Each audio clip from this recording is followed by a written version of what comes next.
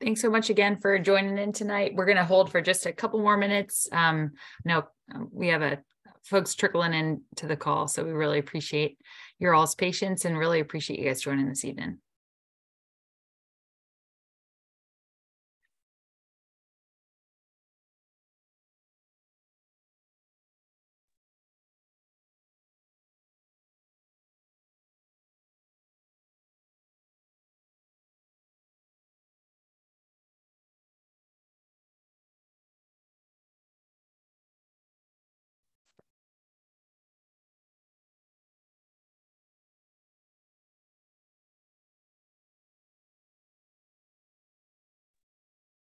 It's going to be awesome. We're going to play our strengths.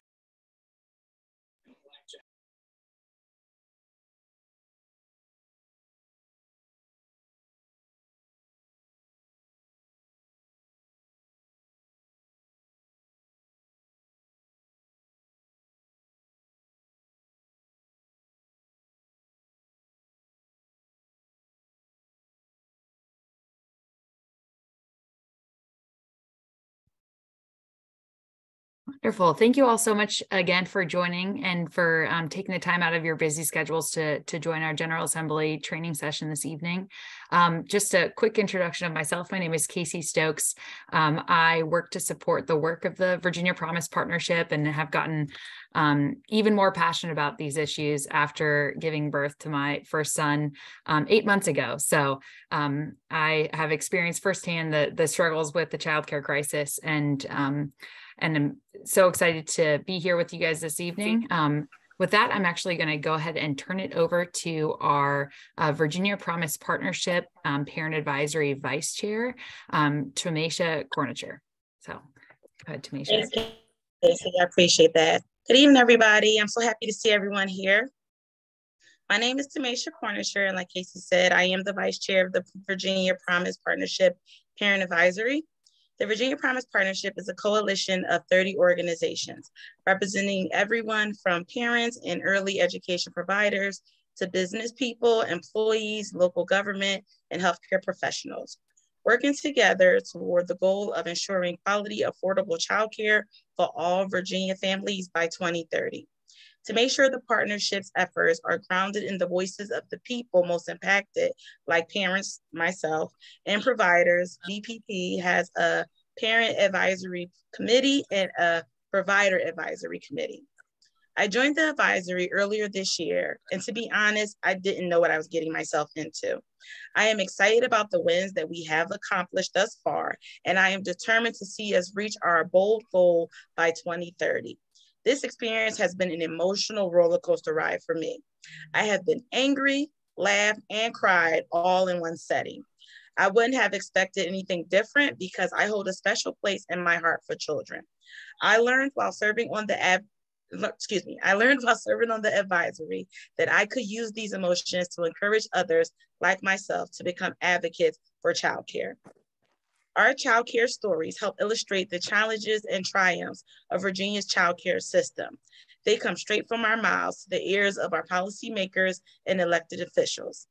By sharing our stories and perspectives, we have been instrumental in shaping and advancing the Virginia Promise Partnership's values and policy agenda, weighing in on changes to key programs like the child care subsidy and mixed delivery programs, and recruiting champions in the General Assembly.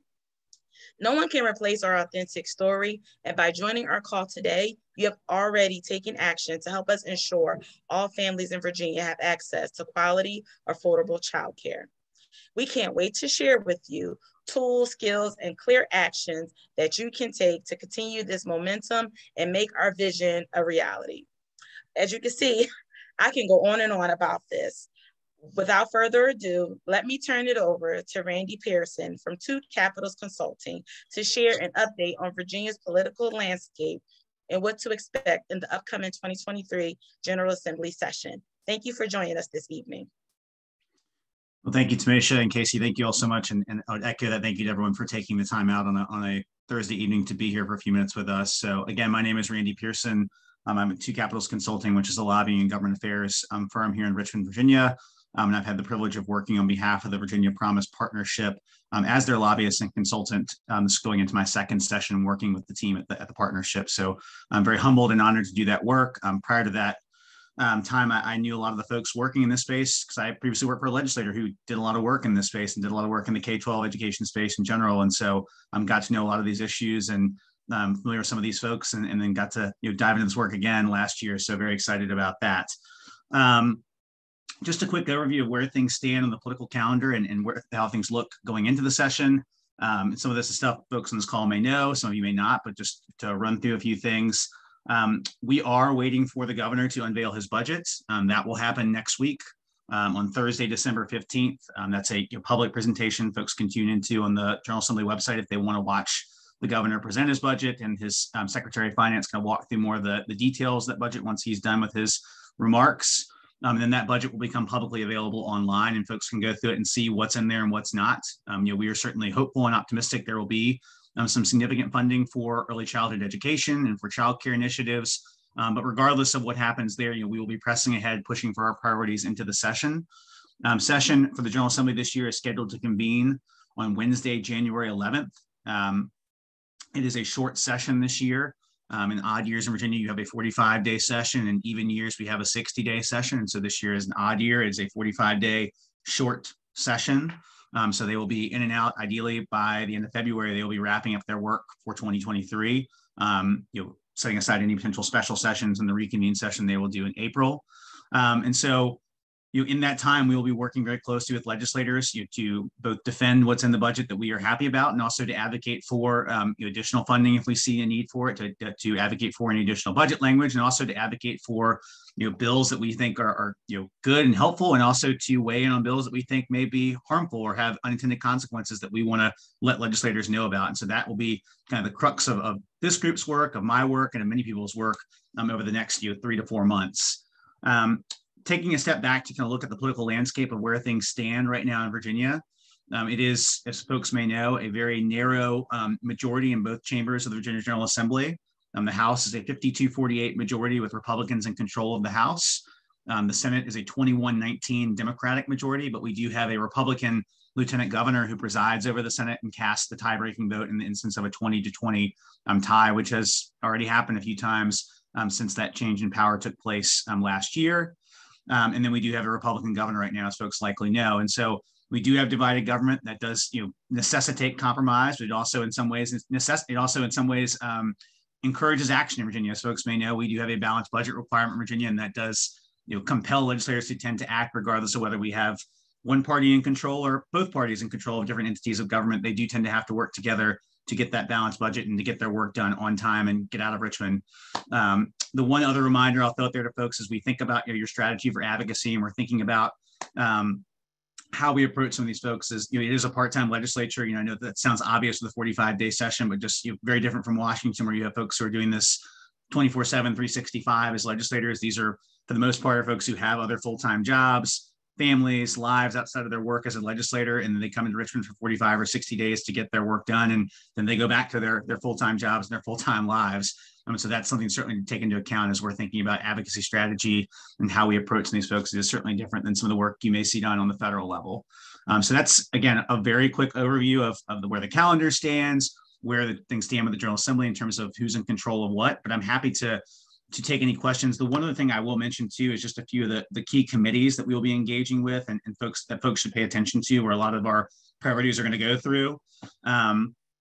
So the 4 that I will really flag are House Education, House Appropriations, Senate Education and Health, and Senate Finance and Appropriations.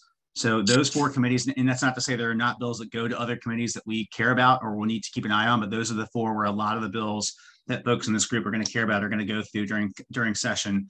And the way, to take a quick step back there, when we talk about some of these bills, a lot of these bills are going to go to both. Any of these bills that we talk about around the education space that have a revenue impact, if they impact the state budget in any way, or there's any chance they could impact the state budget, oftentimes those bills will be heard both in the Education Committee and then sent to the Money Committee for a review there of the fiscal impact of the bill. And so oftentimes these bills are heard in more than one committee. Quick overview of those committees and some of the key folks that we work with. In House Education, That committee is chaired by Delegate Glenn Davis. He represents parts of Virginia Beach, has been around for a number of years, has been on House Education for many, many years. I think the entirety of his time in the House. His vice chair is John Avoli, who is a newer member of the House. I think he's in his second or third term, but he is a former high school principal, a former member of city council in the city of Stanton. So someone who kind of comes at it from that local government background, but also from the public education background, and someone we work with. On the Democratic side of the aisle in the House and the Education Committee, we work very closely with Delegate Van Valkenburg, who is by trade a high school teacher. So he is very familiar with education issues because he lives it every single day and is someone we tend to work very closely with. And I will point out one other person on the House Education Committee who is also in House Appropriations, who is a tireless champion in the space, and that is Delegate Carrie Coyner, who represents parts of Chesterfield and Hopewell. Just a champion for our issues, works very closely with her colleagues on both sides of the aisle, and tends to do great work for us. Looking at House Appropriations, the committee is chaired by Delegate Barry Knight, who again represents parts of Virginia Beach. Barry has been around, I believe, for almost 20 years now in the House. Very senior, a lot of experience. Does not come from an education background, but certainly has dived into those issues in his work on the House Appropriations Committee. But he does rely a lot on education issues on his vice chair, who is Delegate Terry Austin, who is, thankfully, is someone who is very supportive of many of our priorities. Someone who we have spent a lot of time with. We actually just spent about half a day represents touring a child care facility with him to just kind of get him up to speed on some of the things we're working on. And again, he just is a good champion to have in our corner. And two folks on the other side of the aisle flag on the House Appropriations Committee, Delegate Luke Torian and Delegate Mark Sickles, both represent parts of Northern Virginia. Luke in the Prince William area, Mark Sickles in the Fairfax County area. Both were the chair and vice chair, respectively, of House Appropriations when Democrats were in control of the House. Both have many years of experience in the House. Again, very consistent champions on our issues and folks we work very closely with. Flipping over to the Senate, on Education and Health, that committee is chaired by Senator Louise Lucas, who again, you could kind of a theme you're probably picking up on here, a lot of seniority with Louise. She's been around for many years. She is also the president pro temp of the Senate. She is a person of immense importance in that chamber, someone who has a lot of respect on both sides of the aisle, and has been very receptive to our message over the years and has been very helpful. And I'll point out one other person on that committee on the other side of the aisle, Senator Siobhan Donovan, who represents parts of Henrico County here in the Richmond area. She's actually a doctor by trade, but just kind of has picked up education since she started as a legislator as a key issue for her. It's something she spends a lot of time working on, and someone that we work with very closely. So two good people to know there. And the last committee we'll talk about is just Senate Finance and Appropriations. That committee is chaired by Senator Janet Howe and Senator George Barker. Two folks who are kind of leaders on all things to do with the budget. They tend to be the kind of final folks in the room helping negotiate the budget at the end of session, regardless of who's in control. Those two seem to have a seat at the table and really kind of drive the process and are respected immensely on both sides of the aisle. And thankfully, both are very supportive of some of the things that we are working on and have worked on in previous years. So that's a lot of info very fast. I will stop, catch my breath, and I'm happy to answer any questions you all have.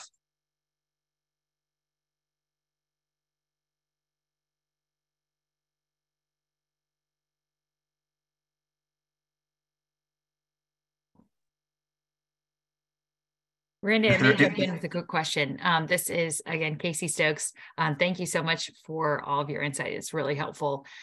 Having been a staffer in the General Assembly, do you have any tips for advocates on kind of best ways to approach meetings with legislators or outreach to legislators? Sure. I mean, you caught me, Casey, as I was about to say, if there are no questions, I do have a 5-month-old and I'm happy to go help my wife with bedtime, but I'm happy to, I'll answer a couple more questions. So my advice would be a couple things. One would be, make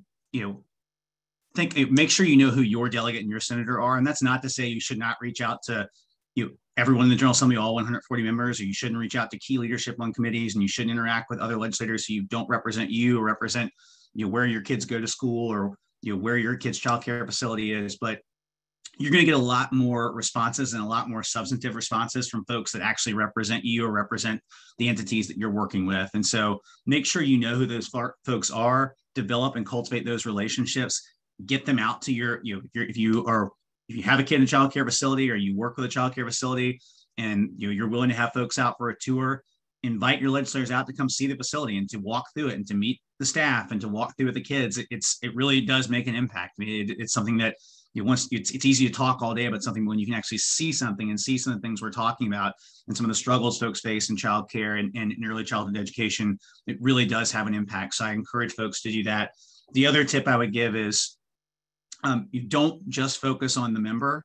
Kind of circling back to something I said at the very beginning of this, which is, this is a part-time legislature in Virginia. These folks do not do this full-time. Most of them, unless they're retired, they have a lot of other stuff going on in terms of their jobs and other responsibilities they have.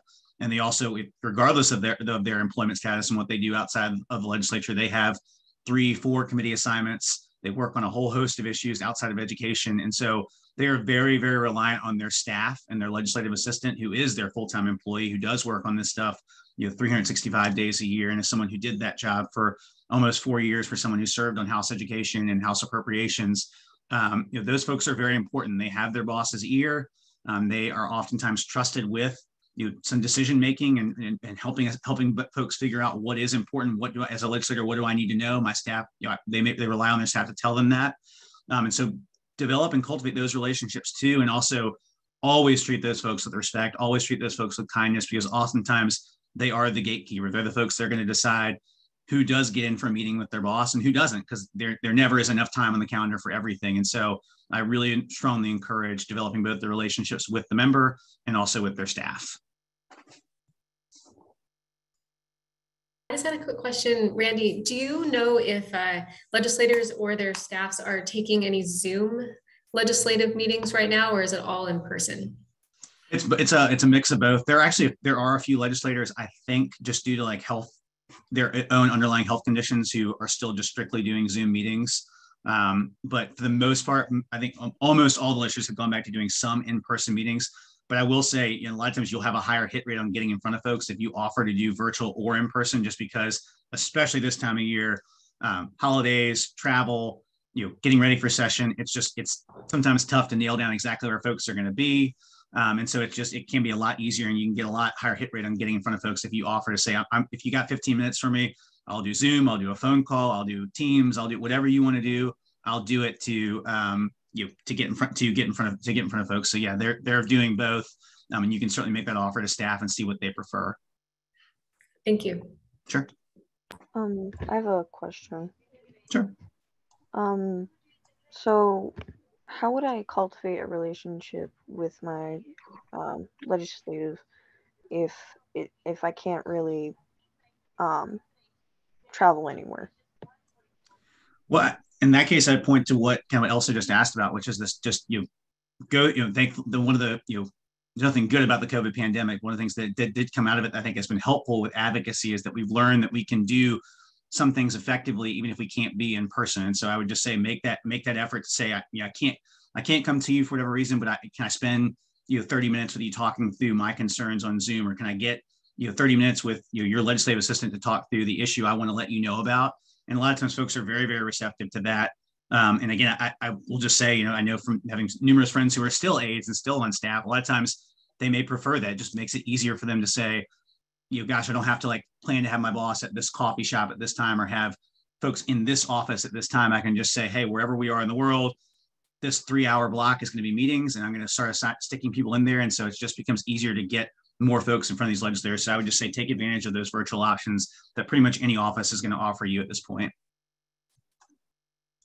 Thank you. Sure.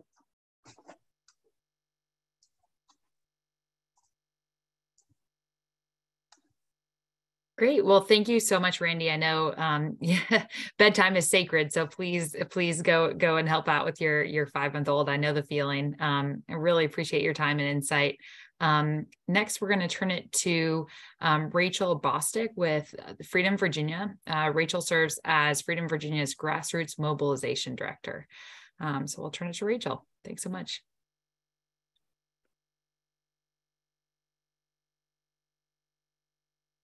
All right. Hi, everybody. Thank you all so much for joining us tonight. I'm really excited to be here with you. I work with an organization called Freedom Virginia. We focus on economic security issues, so affordable childcare, affordable healthcare, paid sick leave, all of that. And our organizing program focuses almost entirely around storytelling, particularly to legislators from their constituents. We found that allowing people to actually go to their legislators and tell their stories holds legislators accountable in a way that they're not exactly used to. So we've had really great success with our storytelling program so far. Today, I'm here to talk to you about the importance of storytelling and how you actually tell your story to your legislator. I'm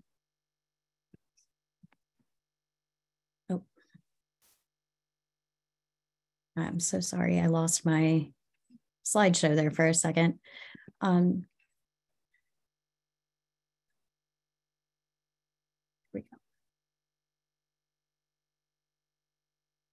So why is telling your story important? Telling our stories allows legislators to see what folks of all different walks of life are facing on a daily basis. So that's just really important because your legislators don't have the same kind of experiences that you have.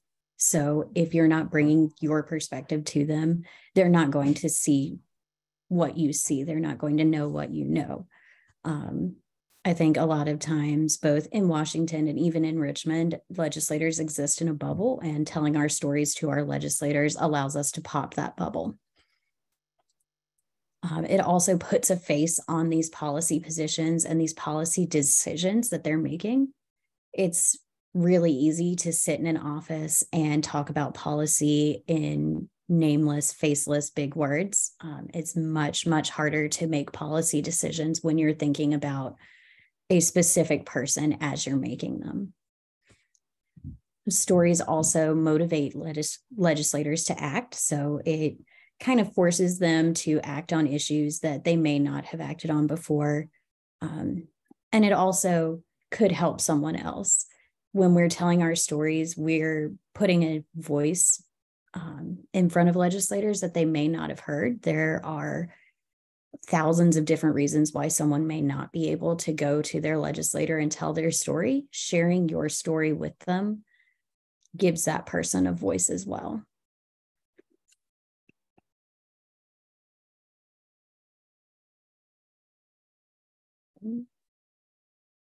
So how are we going to tell our stories? This is super important. Plan out what you want to say beforehand. Definitely, we want to start with a specific example of an issue that is dear to your heart. So when I think about childcare, I think about my sister being a 19-year-old mother and not having childcare for my nephew when she was younger. She was extremely lucky because our family lived 5 minutes down the road and we were all super willing to help out with him. But there are a lot of people who don't have that same help that she had. And there are a lot of people who struggle with childcare, with finding affordable, safe childcare for their kids. So after you have this specific example, you want to connect that specific example back to your larger message. That's really important because we want to make sure that legislators know, hey, it's not just me that's facing this problem. It's everyone in this specific area. You know, maybe your local child care center wasn't able to stay open. That's a big issue for every parent in your area, not just you. And then finally, we want to let our legislator know how you can help. So basically, what direct action are you asking them for? What piece of legislation do you want them to support? What action can they take to help solve this problem? Does anybody have any questions on storytelling? I know I talk kind of fast, so I'm sorry.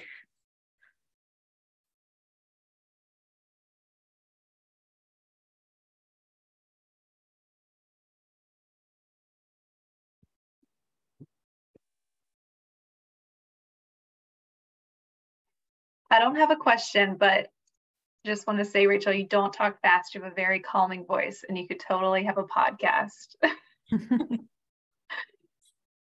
I don't have a question, but Rachel, if you could just touch on a little bit, like say if a legislator or a local representative is in a hurry and you're in a pinch, what would be like great talking points or something that could kind of either get their attention or kind of leave a lingering thought as they're, passing by? Yeah, absolutely. One of the things that we recommend is really focusing in on your story and knowing what you want to say beforehand. And then as an organizing team, we always recommend basically having two different versions of your story, your elevator pitch, your 1 minute, I need to hit them and hit them hard because this is all the time that I have with this person. And then your longer story for those longer meetings that you may have. So I think the best tip that I could give you in that regard would just be being super prepared for if your legislator says, hey, I've got 20 minutes where we can sit down and talk, or hey, I have 5 and you're going to have to walk with me.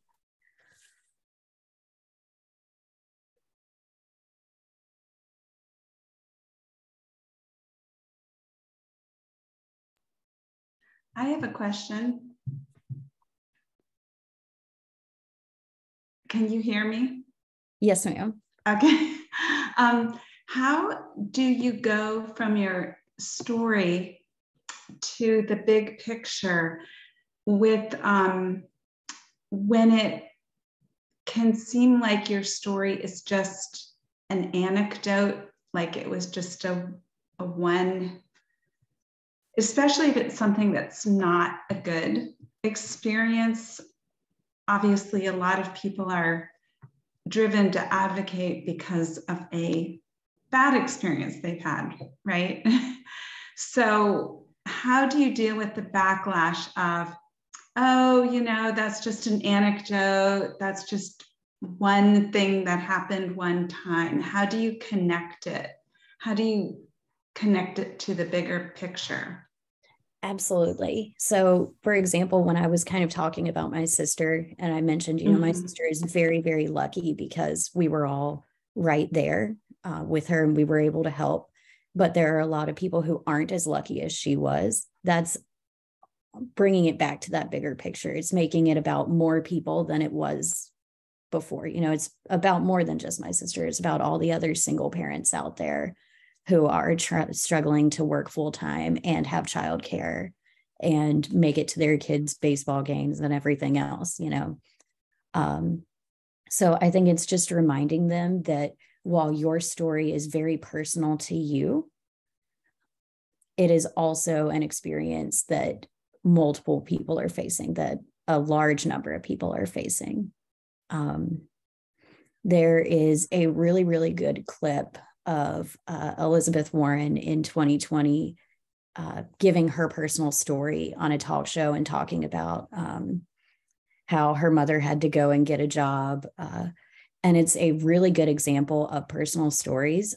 I'll see if I can find it on YouTube and drop it in the chat for you guys, because she does a really good job of taking this like very specific instance of her dad losing his job and her mom having to go and get a job for the first time as a grown woman and relating it back to the issues that people are facing in America, even still today.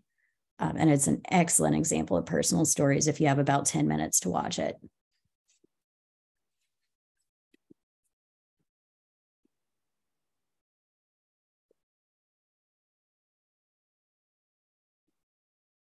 And Austin, that's a really great point. It is super scary to be the first person who speaks out. And that's why we love to give opportunities to get together in groups. I know VPP has a lobby day coming up. A lot of the organizations in the area are going to have lobby days during this session. And that's a great way to get together with other people and be able to share those stories and not feel like it's just you being stared down by your legislator. And I would like to add that everyone's story is unique and no one's story is more important than the next, because we all are here for, like you said, we have our own experiences and every experience matters.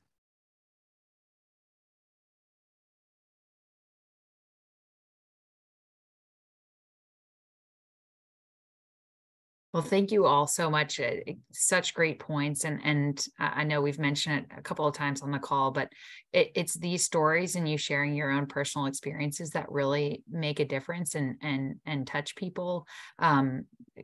You can share as helpful as statistics can be. It's really, I think, people's personal perspectives and sharing your own experiences that really shape and can have an impact and have the biggest impact on policy making and helping to build our champions in the General Assembly. So really appreciate everyone's inputs and Rachel, thank you so much for your presentation.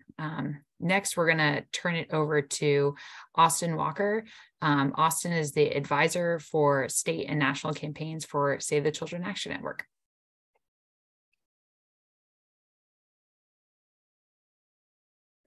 Hey everyone, thank you all for joining us, and thanks Rachel for an amazing segment on telling your story. This is going to be somewhat related, but just building on what Rachel said, I'm going to talk a little bit more about lawmaker engagement and how you can connect with your lawmakers and start to build that relationship. Obviously, the first place to start is to find out who they are and where they are. So if you've been on some of our previous calls, you know that we're always sharing this resource here, this Who's My Virginia General Assembly.gov. You can use that site to type in your address and it will show you who your state representatives are. It'll have their contact information so you can see what district you're in. And that's really helpful. Next, you can consider following your lawmakers on social media.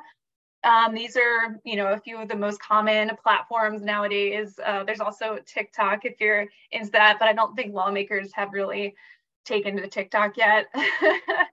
But really, whatever platform you're comfortable with, you can find them on there because they are checking social media now and they're posting, and they do care what people are saying about them on there. So it's really good to stay in touch.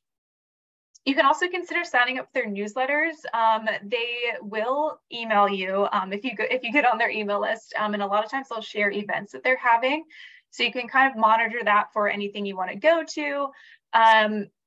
Because of COVID, there's also a lot of virtual events these days. So a lot of times in the past, town halls would be typically in person, but there's a lot of still virtual sessions happening or hybrid sessions. So it's quite accessible. And then of course, just make sure you can know how to find their in-district contact information. You can find their contact information on that Who's My General Assembly website that I shared, but you can also look at the membership directory for either the House or the Senate as well. Next, the next step here is researching your lawmakers. So it's great to just learn as much as possible about them. You can Google them, go to their website, read about their background, find out, what's their party affiliation, what are issues that they care about, what are some of the major accomplishments that they kind of tout that they are proud of. That will tell you kind of a lot about their priorities. And whether they're going to be friendly to our issues or not so friendly to our issues, and that might impact how you want to start building a relationship with them. Also, I think Randy touched on this, but it's great to just familiarize yourself with your lawmakers staff. These are really important folks that do run their offices. Every state legislator has a legislative assistant, so it's probably going to be who you are talking to. If you reach out via email or phone, you might get that person. Sometimes, like in the governor's office, they might have a scheduler that you would need to correspond with if you want to schedule a meeting. And then sometimes there might be like a chief of staff kind of person. But yeah, these are great people. So if you end up talking with them, it's totally fine. It could be even better than talking with your representative because they really have a good grasp of the issues and they're making sure that their boss is staying up to date on the issues. So finally, as you're learning about your lawmakers, take note of any interests, causes, and connections, things that you might have in common. So just as you would think about having a conversation with a friend, and it's great to, find things in common with people and have something to talk about. Sometimes that's great to do with lawmakers too. So did you go to the same school, or do you think that they have family members that have been impacted by our issues? It's really great to find some of those connections where you can. Next, when you're communicating with your lawmakers, there's so many different ways that you can do it. So you can find something that's comfortable for you. If you can't travel to Richmond and, in-person meetings aren't your thing, especially after COVID, when it's way easier to sit at home and be in your sweatpants online, that's fine. Zoom meetings are, a lot more common now, and they're available. There's also phone calls, emails, letters, social media, obviously in-person meetings and events. And then I just wanted to quickly say this, we haven't talked about it much, but providing testimony is also something that you can do during session. I'm not sure if anyone's going to be filling up to this session, but maybe you will. And you can actually go and talk, speak to a bill and explain to lawmakers why it's important before they vote on it. So that can be really powerful, and that's another way to engage. A few tips. If you don't know what to say, you can always say thank you. Demonstrating gratitude is just a great way to build positive relationships. Sometimes this is hard if you feel like you don't have a lot in common with your lawmaker, or you're not happy about some of the decisions that they've made. But if you can kind of find a few areas that, they did vote the right way on, you can say thank you for that. And you can also criticize them if you don't, if you don't like the way that they voted on something, it's okay to say that too. But it just kind of depends on the situation. You can also express opinions about pending legislation, and then you can share your story, like Rachel mentioned, which is extremely powerful. You can also provide information and resources, but of course, don't be afraid to say, I don't know, I'll get back to you on that. It's a great excuse to make another connection with them and reach back out. And, I will say, stories are so powerful. Just to put a pin in everything that Rachel said. And it's so funny because I used to work in a legislative office, and a couple of years ago during session, there's two issues that stand out to me above all others. And that is, there was a bill on like water quality that lawmakers were considering. And there was a bill about like bike safety and like changing the road laws, like to make it more safe for bikers. And our inboxes were like inundated by messages. We got so many messages about these two bills because those communities just came out so hard, and it was just crazy. So it just stands out to me, and it stood out to the lawmakers. Like, people really care about this. And when you when you're in public office and you see that number of people telling you something, and the other side is silent, like, you're definitely going to think twice about which way you want to vote. So it's very powerful. And yeah, I think I already kind of started talking about this, but lawmaker engagement is so important because it's really on us to hold our lawmakers accountable. Lawmakers are generalists, and you are the expert as a parent, as a provider, as a person living your life and having your experiences. You're always going to be the expert of what you're experiencing. So it's really great for them to hear from us, to know what's going on. And we can track their voting records. So if we can help you do this, if that's something you're interested in, we can say thank you. We can also criticize them if they're not, voting in a way that's helpful for our community. And then we can be loud and we can be persistent.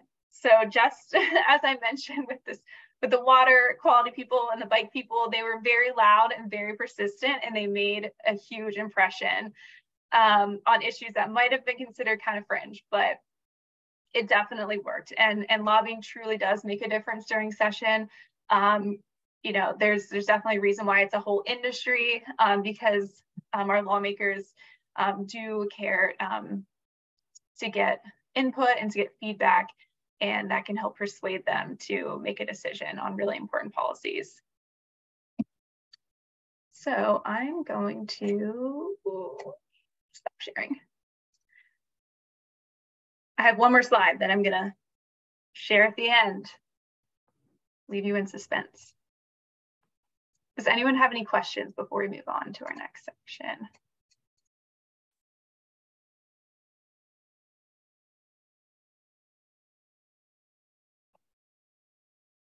I doubt Fowler's on TikTok as well. I doubt any of our state representatives are on TikTok.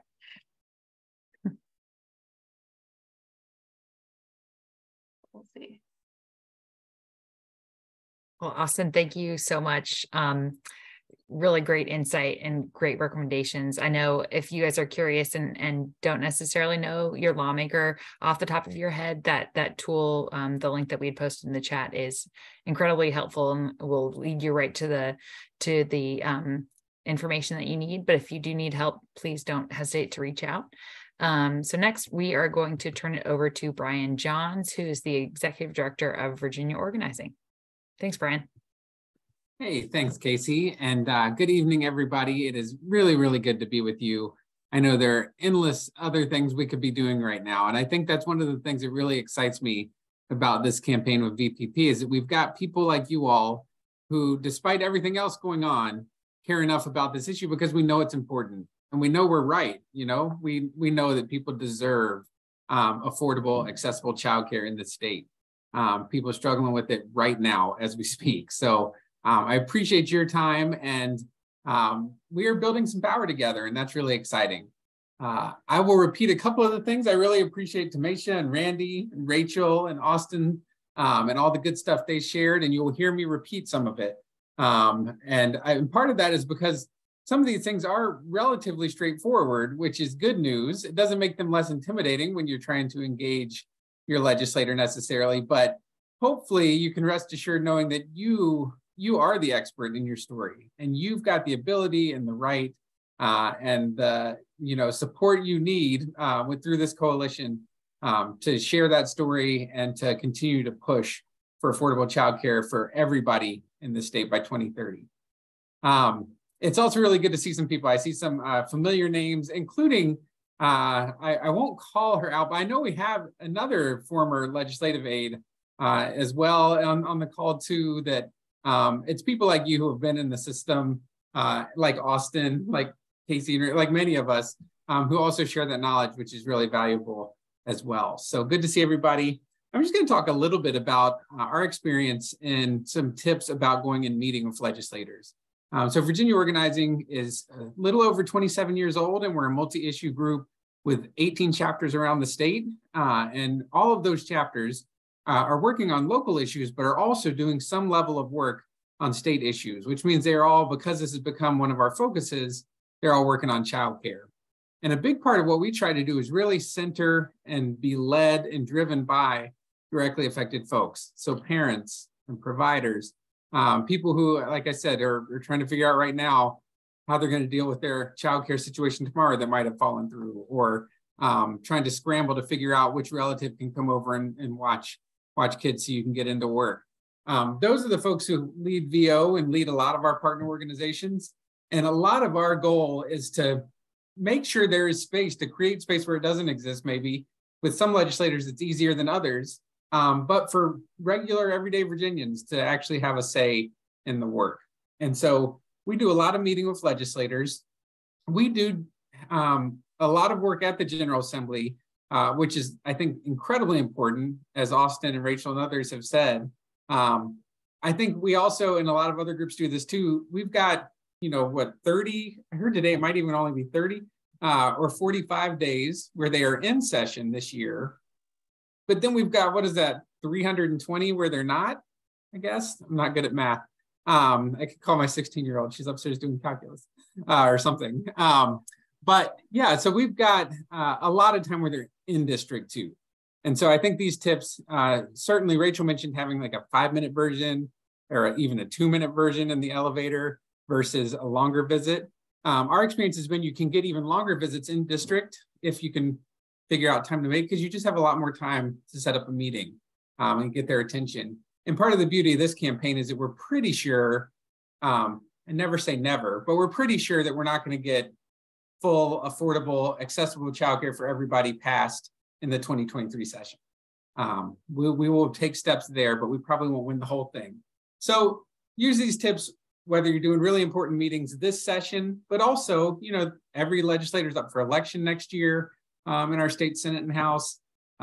Even if they're not, you know, I think this is a topic that you'll find, and it made me think when Elizabeth asked, this is one of those where it's really hard to go too far without knowing somebody who has dealt with trying to figure out childcare. So use these as you're meeting with folks in the community.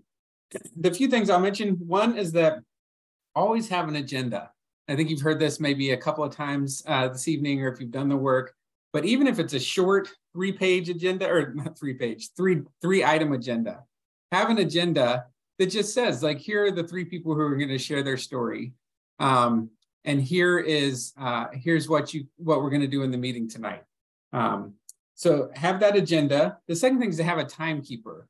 And this probably seems straightforward too, but a lot of legislators, some really well-meaning and some intentionally trying to kind of control a meeting, a lot of them are really good at kind of talking a lot, and before you know it, your time that was allotted is much shorter, or they've got to go out the door. I mentioned earlier, like one time we had a 30-minute meeting and the first 25 minutes were introductions because the legislator was kind of able to go one by one to everybody in the room. And then he said, oh, I've got 5 minutes. So what do you want? You got to make it quick.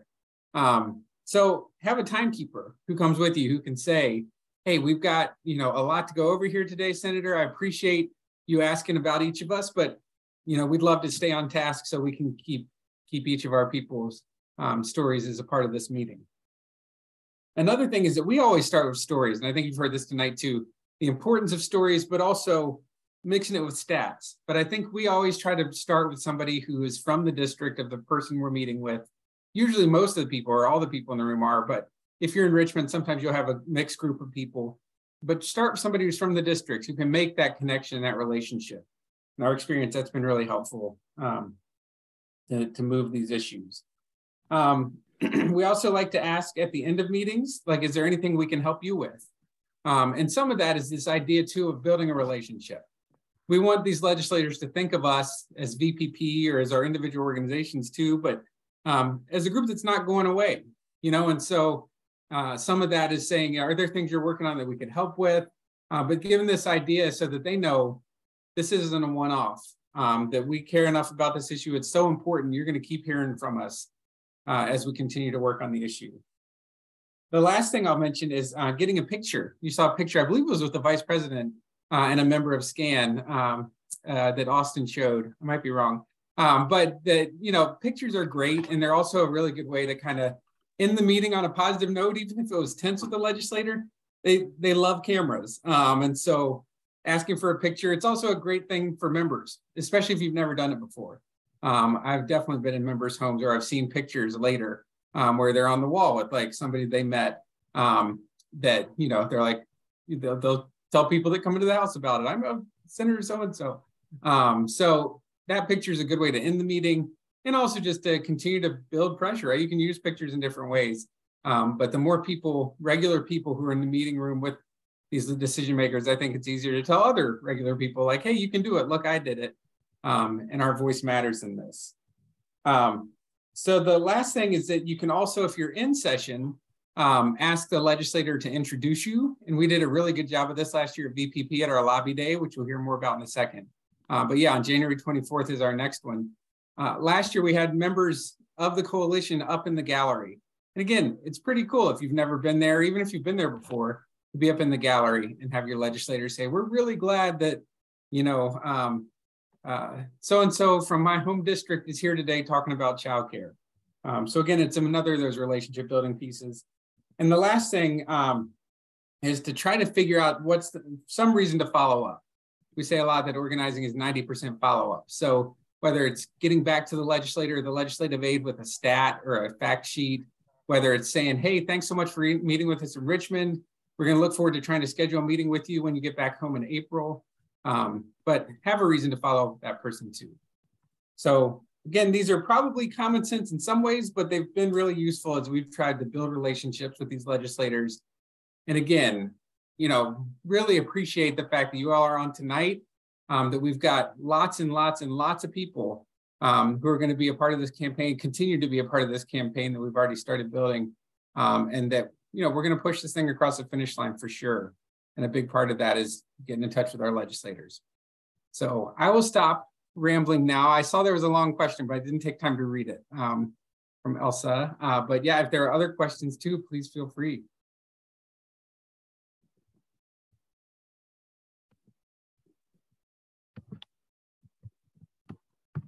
Thanks so much, Brian. I'm going to jump in really quick. I know, Elsa, thank you so much for your question.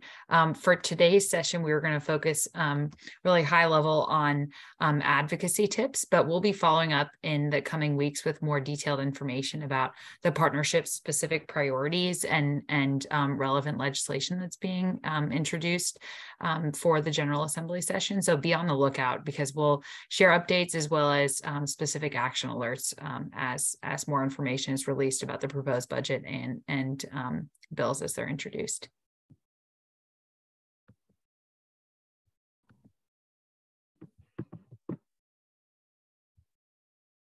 Brian, thank you so much. Are there any other questions? No, Brian is an expert on all things grassroots advocacy, as with all the presenters on today's call. So any other questions?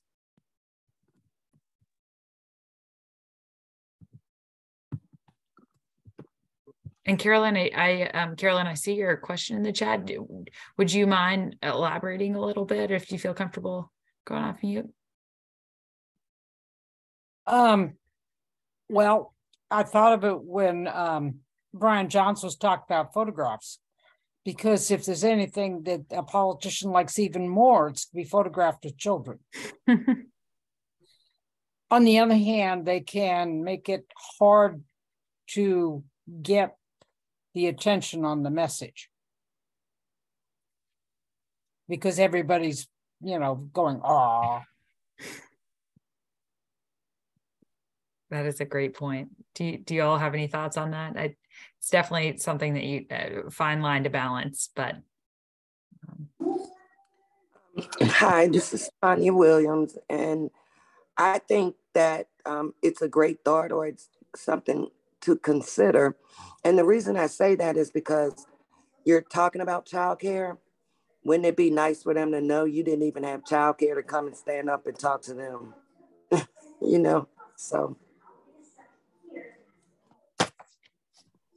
Yeah, I think that's a great point, Tanya. I was going to say, we've done things with kids too, like where we're specifically, it's an event where we want to highlight kids and have them there. And sometimes that's helpful too, in terms of, we know it's a really light agenda, and the main point is to get across to the legislator, like, they're here because, we didn't have a choice in some ways. We've also had some more luck too with kids in district meetings, because it's less of a trip to Richmond, but that might just be, I'm thinking about like folks who are outside of a normal drive. It's a lot easier in some ways to drive 20 minutes to a meeting than like come up to Richmond for a full lobby day. That said, somebody really smart, it might've been Casey or Austin or just somebody last year, I really love the point around like reminding the lawmakers this is about kids too. But we had this project last year where art was involved and was delivered to legislators. So even if there weren't kids in the room, it's like, here's this beautiful piece of artwork by a child who we're trying to figure out how to provide care for. So really good discussion. I think it's absolutely something to consider.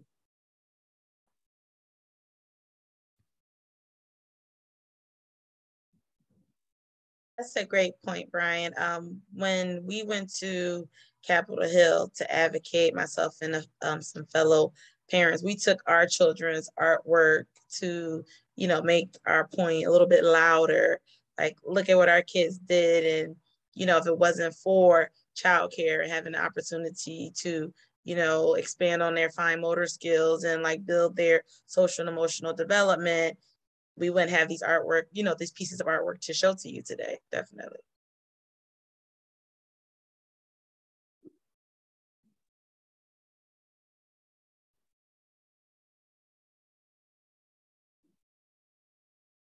This is all super helpful. I will add it. We've been kind of looking at how other states are rolling out different similar campaigns and techniques that they've used. And I actually just watched a video from, I believe it was Ohio, and they had organized this really incredible event in their state capital where they did invite kids to come and visit and be there for meetings with lawmakers and really put a face to the effort. It was really incredible to see. So I love the idea. Maybe it's something that we can think about for the Promise Partnerships efforts. Thank you, Carolyn.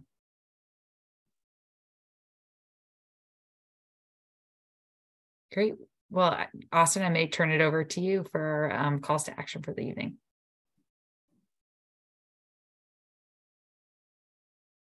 Yes, I'm going to share my last slide here. We wanted to make sure that you all left today with some steps that you can take and some concrete actions that you can take if you're ready to get started. So a few notes. Like we mentioned, VPP's Lobby Day with our coalition partners is coming up on Tuesday, January 24th. There will be an in-person component in Richmond where we'll actually get to be in front of lawmakers, and hopefully it'll be a really exciting time. But if you are unable to come in person, I believe there will also be a virtual component. So whatever works best for you is most successful for you, we invite you to go ahead and register for that and save the date. Second, we have, I'm going to stop sharing for 1 minute so I can pull this up.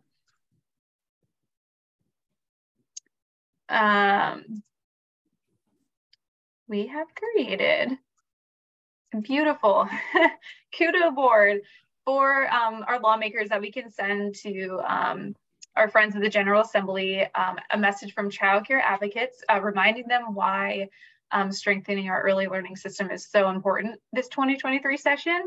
So you can see we've already begun posting some content. You can post video, you can post photos, you can post both. You can post just text, kind of whatever is most comfortable for you. I will say the video was a little bit challenging because you can only record like 30 seconds, but it's really fun just to be able to speak and to practice telling your story and kind of put that into action. So hopefully we'll get some more additions to this. You just click add to board, and then you can select whether you want to do image, whether you want to do video. You can add a GIF apparently. But definitely go ahead and work on that. And I'm going to go back to my slide.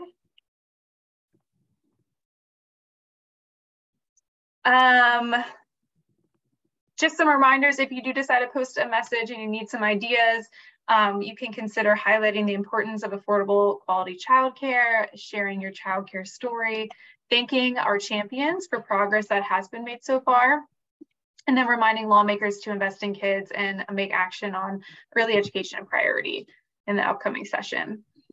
Third, another action that we can facilitate is submitting a letter to the editor or an LTE to your local paper.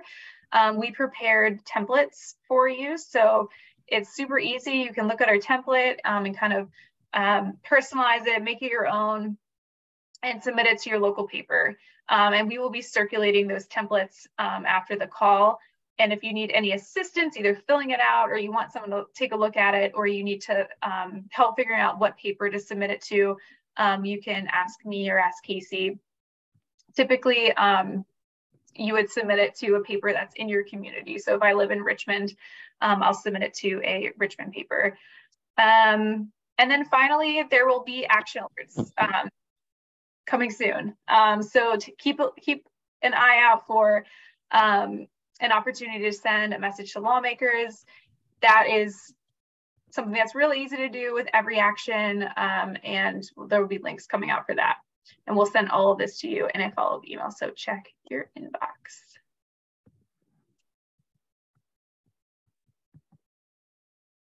Awesome. Great. Well, thank you all so much again for taking the time. Before we wrap up, are there any other final questions or thoughts from anyone joining in this evening?